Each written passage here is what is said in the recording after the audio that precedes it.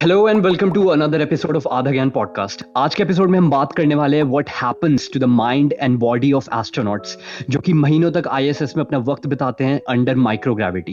Human body में क्या क्या चेंजेस होते हैं, ह्यूमन बॉडी क्या एक्सपीरियंस करती है, ह्यूमन बॉडी कैसे अडेप्ट करती है स्पेस में, इन सभी चीज़ों के बारे में हम आज बात करने वाले हैं। But first let's come back to ISS. So Pavitra, मेरे पास तेरे लिए एक क्वेश्चन है और ये क्वेश्चन बहुत ज़्यादा इंटरेस्टिंग क्वेश्चन है। तो why do you think so astronauts float on ISS? That is very common. Gravity की वजह से ग्रेविटी नहीं है वहाँ पे। ग्रेविटी नहीं है, सो तू कहना चाह रहा है कि वहाँ पे जीरो ग्रेविटी है? हाँ, ऑलमोस्ट जीरो ग्रेविटी है। ओके, तो आई डू बिलीव कि उसी वजह से फ्लोट करते होंगे। इस क्वेश्चन को एक और बार पूछता हूँ। Why do astronauts float on ISS but not on moon? Because moon में ग्रेविटी है कंपेयर टू आईएसएस। मून में ज्यादा ग्रेविटी है। आईएसएस जो है 240 माइल्स 400 किलोमीटर्स अप्रोक्सीमेटली 400 किलोमीटर ऊपर उड़ता है अर्थ से एंड मून जो है वो जितना आईएसएस का डिस्टेंस है अर्थ से उससे 1000 टाइम्स ज्यादा है मून। मून का मेरे को पता है average distance that is 3,80,000 kilometres, almost 1000 times. Okay. तो हाँ, मून की खुद की ग्रेविटी है, आईएसएस की खुद की ग्रेविटी नहीं है। अच्छा, ओके। अगर आईएसएस में ग्रेविटी नहीं होती, हम अर्थ के बाहर जा रहे हैं और अगर ग्रेविटी नहीं होती तो मून को अपनी पोजीशन में कौन सी फोर्स रख रही है? Why is moon orbiting earth? Have you ever thought about it in this sense? ये मतलब हाँ, I do understand that, but अब देख मून के अंदर खुद की ग्रेविटेशनल फोर्स भी है। तो अब अर्थ में जो है, अर्थ की जो ग्रेविटेशनल पुल है, अर्थ का ग्रेविटेशनल पुल इतना नहीं है कि मून को अपने पास खींच ही ले। Okay, at the same time उसमें इतना है कि हाँ, moon orbits around it. Okay, मेरे को एक और बार इस क्वेश्चन को रिफ्रेश करने दे। आईएसएस में जो ग्रेविटी है it is about 90% as strong as it is on the surface of the earth, and moon में जो ग्रेविटी है it is about 16.5% as strong as compare to the gravity on earth surface. तो सीधी सीधी बात है, अगर कोई बंदा 100 kgs वे करता होगा तो मून में अराउंड 16.5 किलो वे करेगा। तो आईएसएस में फ्लोट करते हैं लेकिन मून में नहीं फ्लोट करते क्योंकि मून का मास भी तो बड़ा है।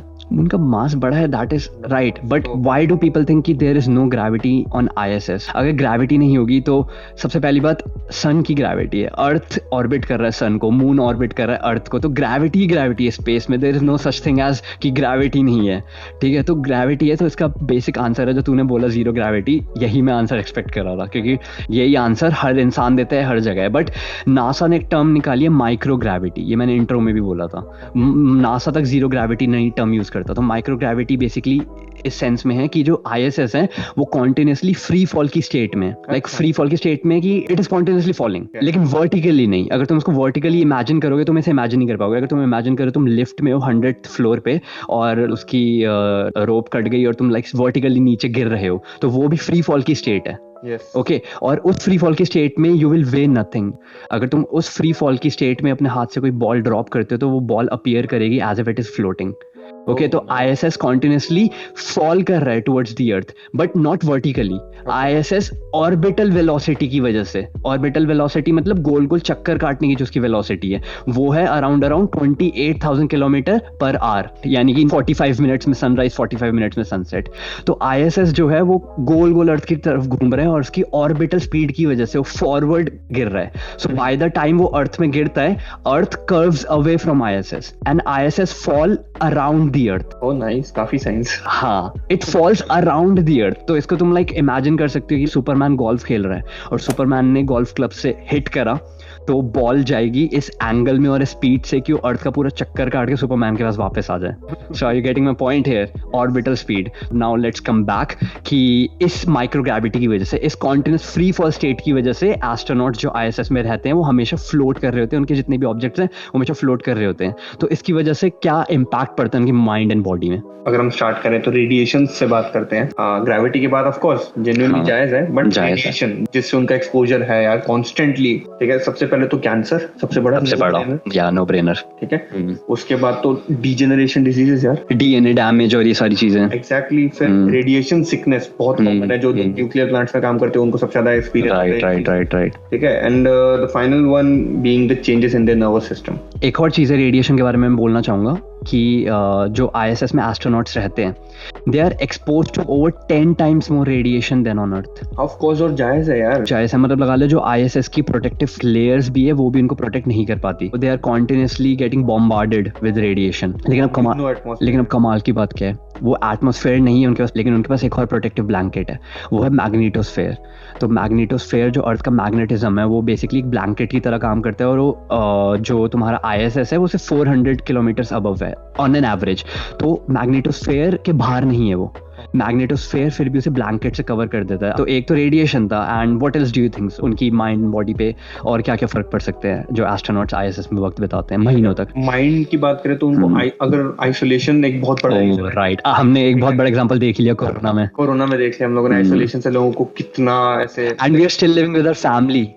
हाँ of course they are still living with their family and they are not. उससे बिहेवियरल चेंजेस यार, तुम्हारे मूड स्विंग्स कितने होंगे, तुम्हारे ब्रेन में कितना फटीग हो जाएगा। एग्जैक्टली। उनको स्लीप प्रॉब्लम्स जो सबसे इंपॉर्टेंट है, उनको स्लीप करना नेसेसरी है। और स्लीप प्रॉब्लम क्यों? जब तुम हर 45 मिनट्स में सनराइज और देख रहे हो तो तुम्हारी जो बॉडी की नेचुरल स्लीप साइकिल है वो डिस्टर्ब होनी है, बॉडी क्लॉक पूरी हिल जाती होगी। तो यार ये तूने आइसोलेशन एंड स्लीप बहुत अच्छा टॉपिक छेड़ा।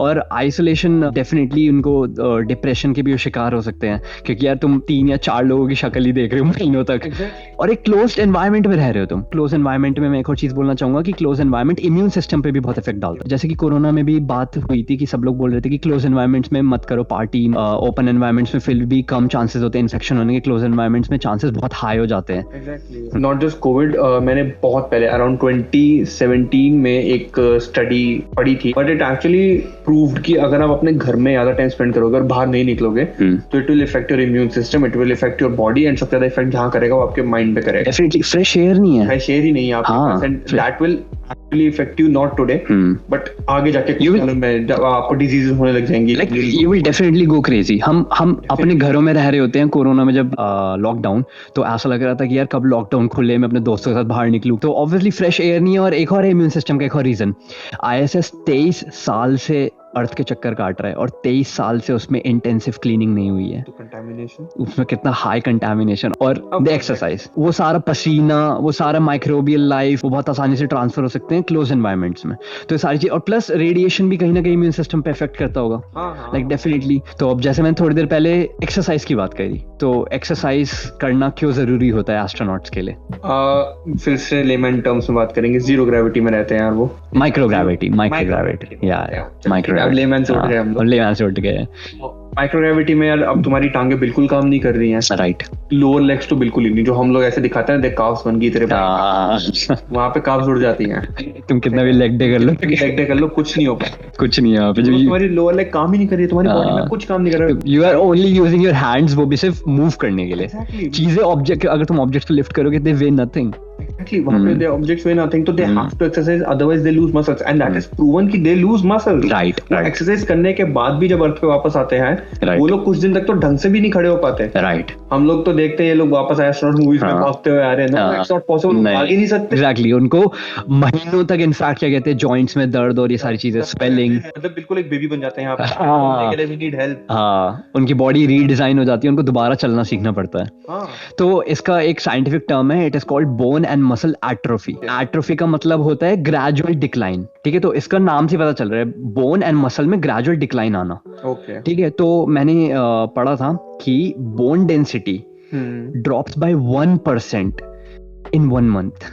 ओके, जब जो एस्ट्रोनॉट्स ISS में वक्त बिता रहे होते हैं, बोन डेंसिटी ड्रॉप्स बाय 1% इन 1 month, ठीक है? अब इसको कंपेयर करूं तो जो अर्थ के सरफेस में बुजुर्ग लोग रहते हैं, they lose 1% bone density in about a year. ओ भाई, और उनसे भी तेज। और according to data around 30% of muscle strength is lost after spending between 100 to 200 days in microgravity. That is a lot यार। हाँ, that is a lot.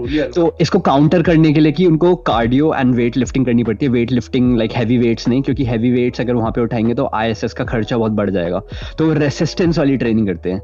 There is something called ARED। तो ARED का फुल फॉर्म है advanced resistance exercise device, कि तुम weights नहीं उठा सकते वहां पे, बट तुम इनफ रेसिस्टेंस क्रिएट कर सकते हो कि तुमको लगेगा कि तुम एक्चुअली 10 किलो के या फिर लाइक डंबल्स उठा रहे हो, फिर समथिंग लाइक दैट। एक और चीज होती है जो कि ISS में जब जो एस्ट्रोनॉट्स रह रहे होते हैं बहुत टाइम तक, तो ब्लड फ्लो एंड ऑर्गन्स पे बहुत फर्क पड़ता है। एग्जैक्टली। अब अर्थ पे अगर हम, तूने ब्लड फ्लो बोल दिया, और अर्थ के ऊपर ग्रेविटी है, ग्रेविटी है। हार्ट जब ब्लड पंप करता है, ब्लड यहाँ से लेग्स की तरफ, लेग से वापस ऊपर, ब्रेन तक, हर जगह। हार्ट के लिए बहुत इजी है।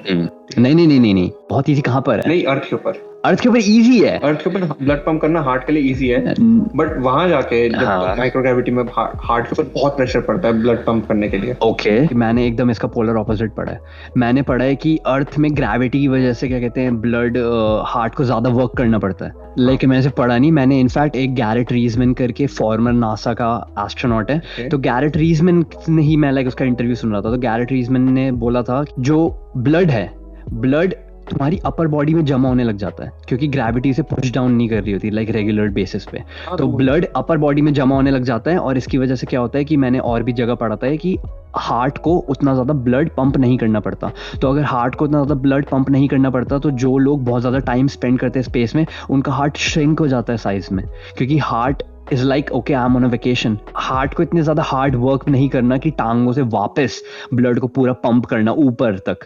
खैर एनीवेज, सुनो सीधी बात है, दिस इज आधा ज्ञान पॉडकास्ट। आधा ज्ञान है इसको भी, ठीक है, दिस इज आधा ज्ञान पॉडकास्ट। पूरा ज्ञान मांगता है तो जाओ खुद नासा की वेबसाइट पे या फिर गैरेट रीजमैन करके जो फॉर्मर नासा का एस्ट्रोनॉट है उसको सुनो।